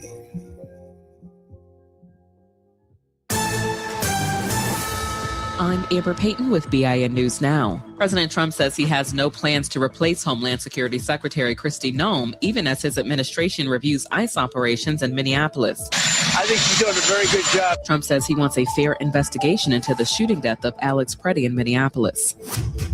President Trump has signed an executive order aimed at speeding up wildfire rebuilding in Los Angeles County, promising to cut red tape in hard-hit areas like Pacific Palisades and the historically black neighborhood Altadena. The president blamed California Governor Gavin Newsom and Black Los Angeles Mayor Karen Bass for what he called failures in wildfire preparation, response, and recovery, though it's still unclear how much impact the order will have. In North Carolina, Central University is earning national recognition for its online programs, ranking 3rd among HBCUs and 9th overall in North Carolina. Get BIN News Now on demand 24/7 on the iHeartRadio app. For victims of drunk and drug driving, our grief is unique. But you are not alone. You always have a place at MAD. Call our 24-hour victim helpline at 877-MAD-HELP or visit mad.org. This is the KBLA Sports Minute with Ray Richardson. At the end of the regular season, 10 NFL teams were looking for a head coach. 7 of those teams have hired a new head coach, but none of the openings went to an African-American. Cleveland, Arizona, and the Las Vegas Raiders are the last remaining teams still interviewing candidates. It would not be a good look for the NFL, which preaches diversity, to have 10 openings for a head coach, and none of those jobs are filled by an African-American. At the moment, only 3 of the NFL's 32 teams have an African-American head coach. Aaron Glenn with the New York Jets, Todd Bowles with the Tampa Bay Buccaneers, and D'Amico Ryan with the Houston Texans. The odds makers in Vegas list Seattle as a 4.5-point favorite over New England in the Super Bowl. Super Bowl 60 is scheduled for February 8th in Santa Clara, the home stadium of the San Francisco 49ers. No debates, no speculation, just the info you need. That's your KBLA Sports Minute. I'm Ray Richardson. More news, opinions, and conversation when we come forward on KBLA Talk 1580.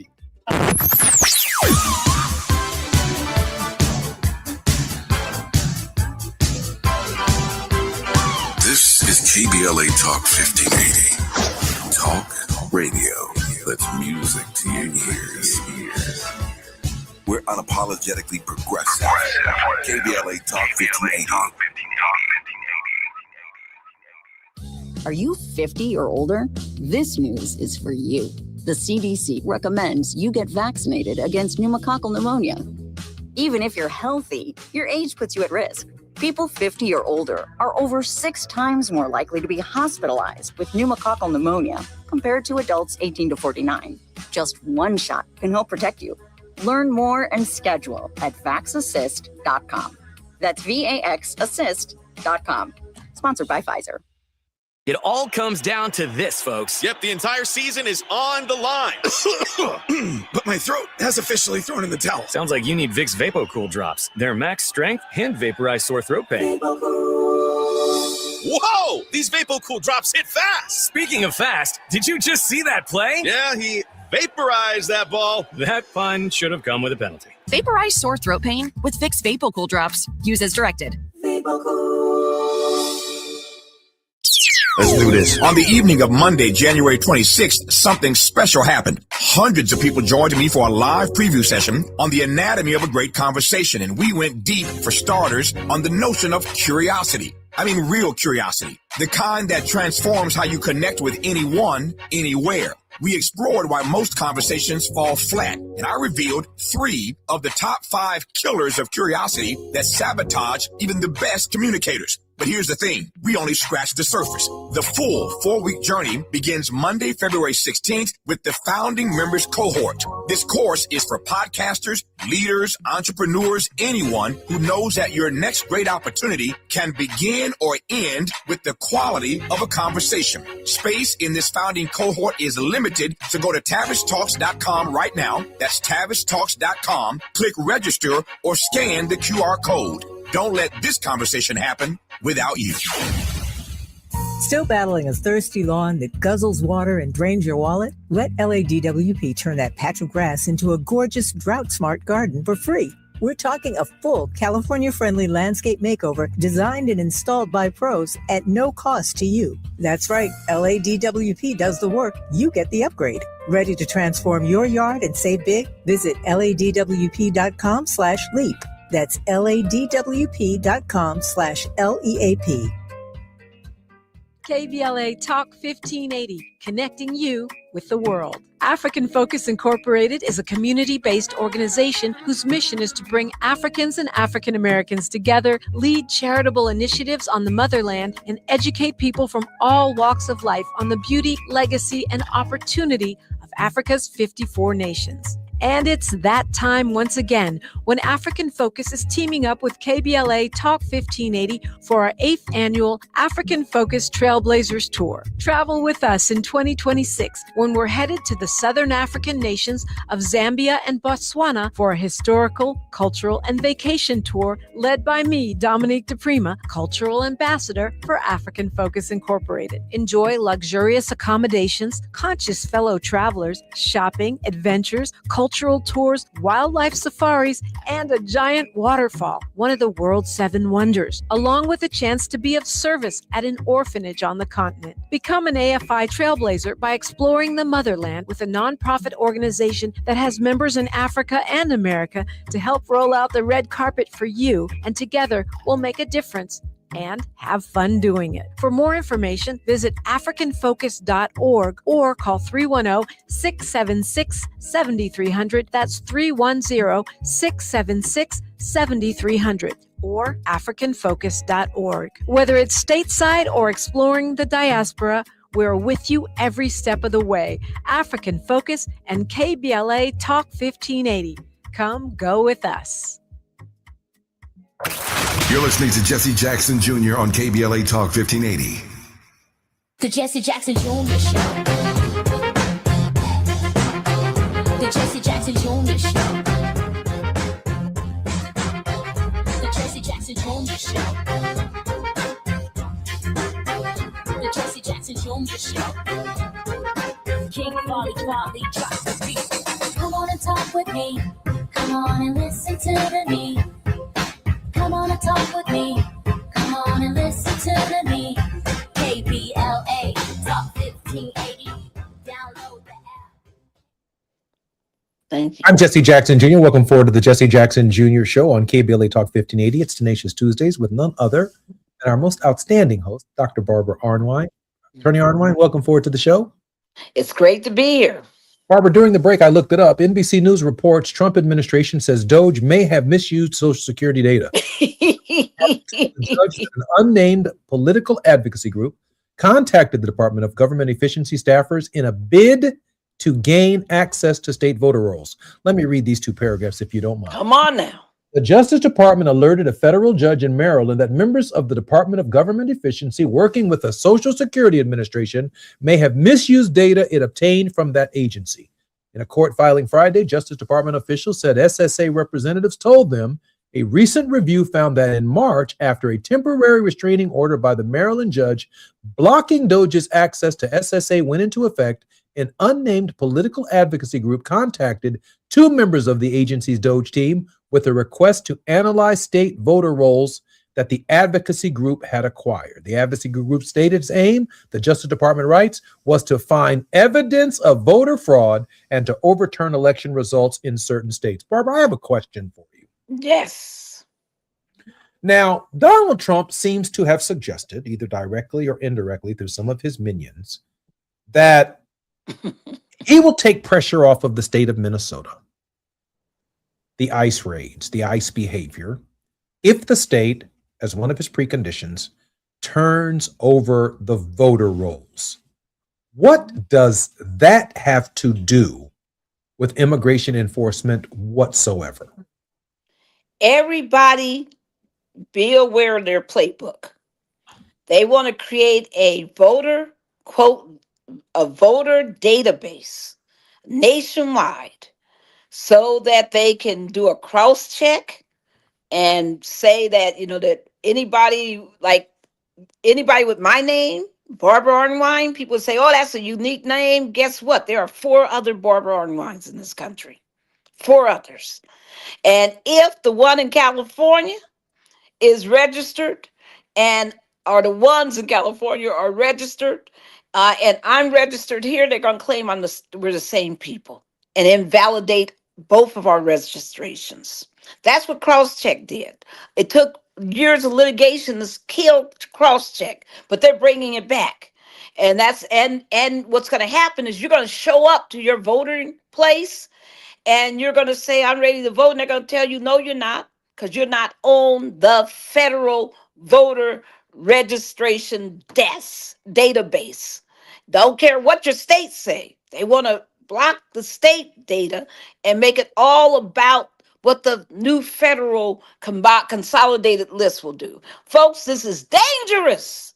It is wicked. It's vicious. They want to make sure that they can win. They want to rig.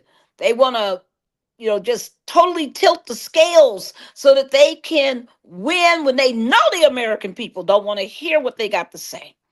And that we're tired of their lies. We're tired of their cruelty. We're tired of their absolute wrong values. It's time for a change. And they know it's coming. And they're trying to get ahead of it by finding out ways that they can knock out 5 to 10% of the voter base. So don't be fooled on that. Why would that be her priority? But Minnesota never made sense. They went into Minnesota because they felt they went in there for fraud. It was all to take down Tim Walz because they felt that he would be a competitor possibly in 2028. So they wanted to get rid of him, and they pretty much tarnished him, and that was their goal. But then they decided to do even more work because remember, people, what is ICE becoming? Some people say, well, it's just, bad law enforcement. But listen, right now, ICE is the largest law enforcement entity in Minnesota. And what we got to remember is that we're dealing with an autocrat, an authoritarian. And what do they always want? What do they always have? That is their own private police force. And if you think I'm crazy, have you been following ICE in Italy? Huh? Yes. The United States has told the Italian government that they want ICE to be their security force. As part of their security forces, when they come to Milan, for something called the Milano Carina, something like that, Carvina, that they want ICE to be their security force. Now, why is that weird? Because since when is ICE, the security force for the United States? Not only that, folks, the reason why we even know about this is because the Italians are pissed. A number of them have said, no way do we want ICE on our shores. And some of the, of course, the government proper is saying, come on, they can come. But the city and a lot of the surrounding provinces are saying, oh, no ICE on our land. We won't go for it. We won't have it. We will stop it. How in the world is ICE International in Italy? Come on. So AP is reporting 3 hours ago, U.S. is sending ICE unit Winter Olympics for security, prompting concern. U.S. ICE agents going to Winter Olympics sparks anger in Italy. What are they doing in Italy? This is some kind of private security force of the president of the United States that he gets to dispatch wherever he wants to on planet Earth. It's his private police. And we got to understand that's what he's about. That's why it gets more money than any other law enforcement entity in the United States from the United States Congress right now. They're using our money, our taxpayer money. And I can say that because I pay my taxes. And they are using our money to go to create this entity, this private police force that will do what? They don't swear loyalty to the Constitution. They've been swearing loyalty to the president. Folks, this is so dangerous. If you think I'm being wild, put the pieces together. Why in Italy? Why ICE in Italy? If you're about the U.S. border, what the heck are you doing in Italy? I'm Jesse Jackson Jr. You're listening to Nations Tuesday with Barbara Arnwine. ICE is on its way to Italy. More with Barbara Arnwine when we come forward on KBLA Talk 1580.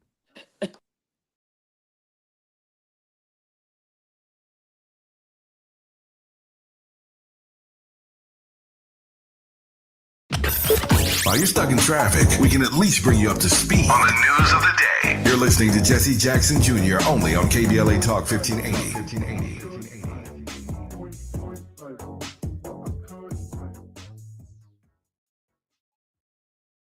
USC Visions and Voices invites you to the LA premiere of Major, an exciting new dance theater performance exploring the legacy of Major at Dance. Directed by award-winning choreographer Ogemdi Ude, Major combines music and movement to explore what it means to be proudly Black and proudly femme. Join us on Wednesday, February 4th at USC's Bovard Auditorium. Reserve your free ticket now at visionsandvoices.usc.edu. That's visionsandvoices.usc.edu. Are you drowning in IRS tax debt? Angela was. She called Civic Tax Relief and saved over $80,000. Felicia was having health problems, got behind on her taxes, interest and penalties were adding up. She called Civic Tax Relief and saved over $15,000. Civic Tax Relief is a professional tax negotiation firm that can protect you from the IRS. If you're getting collection letters, call Civic Tax Relief for a free consultation. They will go to work helping you discover all the relief programs you may qualify for free. James owed the IRS $37,000. Civic Tax Relief represented him against the IRS, and by the time everything was completed, he did not owe the IRS anything. If you are in trouble with the IRS, call Civic Tax Relief for your free consultation now. 800-200-2257.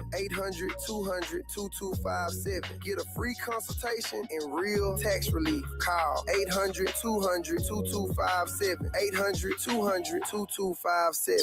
Let's do this. On the evening of Monday, January 26th, something special happened. Hundreds of people joined me for a live preview session on the anatomy of a great conversation, and we went deep, for starters, on the notion of curiosity. I mean, real curiosity. The kind that transforms how you connect with anyone, anywhere. We explored why most conversations fall flat, and I revealed 3 of the top 5 killers of curiosity that sabotage even the best communicators. But here's the thing, we only scratched the surface. The full 4-week journey begins Monday, February 16th with the Founding Members Cohort. This course is for podcasters, leaders, entrepreneurs, anyone who knows that your next great opportunity can begin or end with the quality of a conversation. Space in this founding cohort is limited, so go to TavishTalks.com right now. That's TavishTalks.com. Click register or scan the QR code. Don't let this conversation happen without you.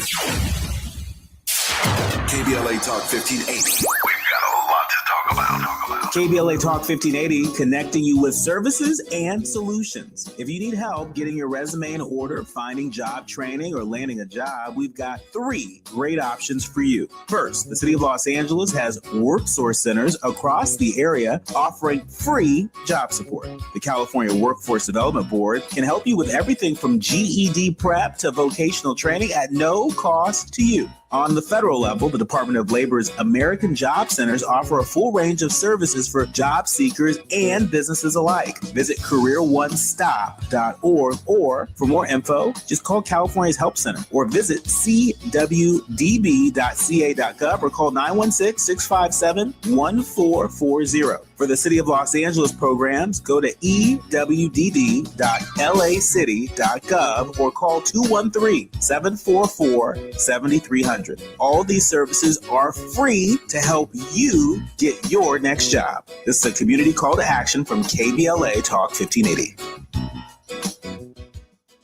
February 4th is Transit Equity Day. To mark the occasion, Metro is offering free rides all day on the 4th. Providing safe, accessible, and affordable transportation is a commitment Metro makes year-round. Learn more at thesource.metro.net.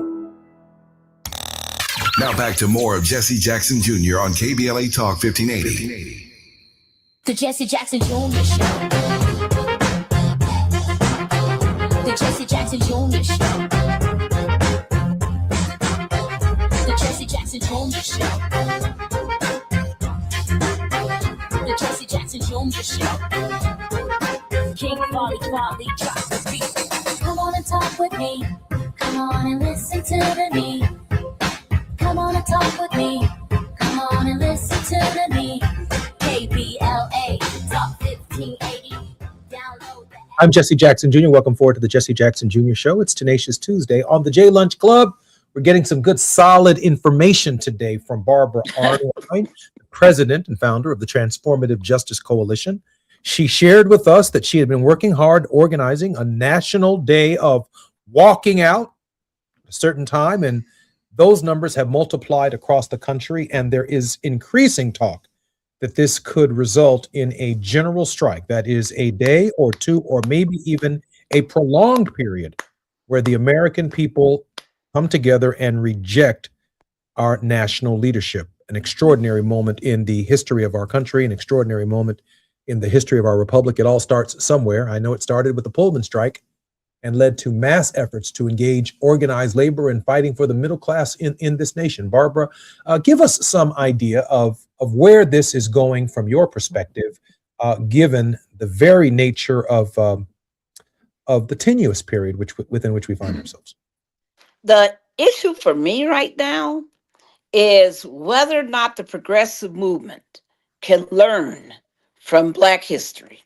Whether or not the progressive movement can learn from the police brutality and racial control that has been at the center of American policing, whether or not they can learn how, we have spent all these years bemoaning and crying and suffering as our people are being killed in the streets.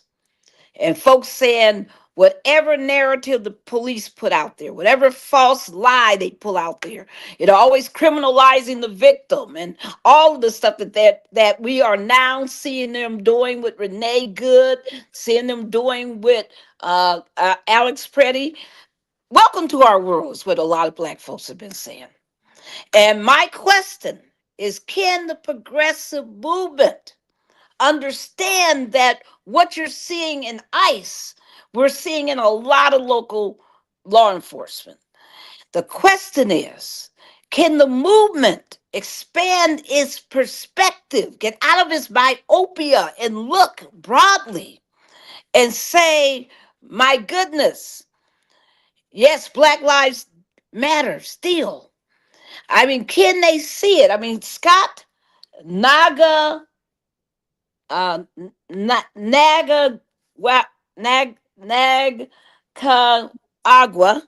I think I got it finally. It's Nakagawa, has written a new article that I advise everybody to read. It's called How the War on black freedom became the infrastructure for war on all of us. Did you hear it? How the war on black freedom became the infrastructure for war on all of us. It's a, for an article, it's long, but it is really well done. And it's something I've been talking about, and I'm just so glad that he put it into writing. And I want to pick up on what he wrote and take it to another level. But it is the question. Because if we're going to ever have racial equality and a true multiracial democracy, then we got to get beyond, being caught in the moment. And we got to understand what all of this is. The United States has always had a racial fascism model, and it's always been there to exploit. And that's precisely what Trump is doing. That's precisely what his autocratic authoritarianism is about. And if people don't understand that he's just exploiting a trend line that's there, and the only way you get rid of the disease is that you got to get to the cure. And the cure is people who call themselves progressive, truly understanding the moment we're in, and understanding the roots of it, and understanding all of the disease links. That it's like going in and trying to treat cancer, and you only go to one, but not one affected area, when there are others. People, we must do better. And I am really happy to see Scott's article. And I understand he's been speaking, because some people told me they've heard him speaking on this. So much love and respect to him. I also, if I may, want to encourage people. No Kings 3 is coming up. It's going to be announced soon, and I intend to be fully supportive, and I hope everybody is, because we need to take this seriously. And I want to give a shout out of love to Maxwell Frost. Wow. Yes. Yes. From the Sundance Festival, the congressman. He didn't deserve that. No, he That's did not. pure hate, pure racist hate. That he was attacked and socked in the face and injured by a hater who yelled at him. What? He yelled, "Go back to your country. You need to be deported. You need to be deported." And just all of this wickedness of this Afro-Latino brother who is a congressman. Folks, if he's vulnerable, we all are vulnerable. And my last one, if I may, is I want to give a shout out of love to Nikema Levy Armstrong. Nikema, you don't deserve the Department of Justice jumping on your back and trying to and prosecuting you and persecuting you. You have been there for the people of Minneapolis through Trayvon Martin, through George Floyd, through Deontay Wilson, through all of this, through Philando Castile. You've been there, and you don't deserve them bringing the force of the White House. The White House actually did a picture of her perp walk and altered it with AI to make it look like she was crying. Wasn't that awful? That's just vicious. So, Nikema, wherever you are, my sister, we send you love. Thank you for your leadership. Thank you for your sacrifice. We just need thousands of you, not less, but more. And that's my word today. Barbara, I'm particularly grateful for the leadership that you're showing across the country, and we need more Barbara Arnwines, but one Barbara Arnwine is a lot. And, don't ask my staff. Barbara, we are so grateful. We are so grateful to you. Still no word yet on the Clay decision. You think we're looking at sometime in June? We might. I with this court, I am very suspect always, and we'll be watching out for them. They're so mean. They're mean enough to release it during Bloody Sunday. There they are. I thought they might. They're mean enough. They're mean enough. They're that contemptuous of our rights as Black Americans, as all people of color. They're that contemptuous. Did people pick up that ICE among their targets? Not only Latinos, not only Blacks who they've been, falsely arresting and persecuting in Minnesota, but Native Americans. They've been going out to the reservation. Outrageous. Native Americans, planning to deport them. I'm Jesse Jackson Jr. You've been listening to the Jesse Jackson Jr. Show. It's Tenacious Tuesday with Barbara Arnwine. More when we come forward on KBLA tomorrow on Wealthy Wednesdays.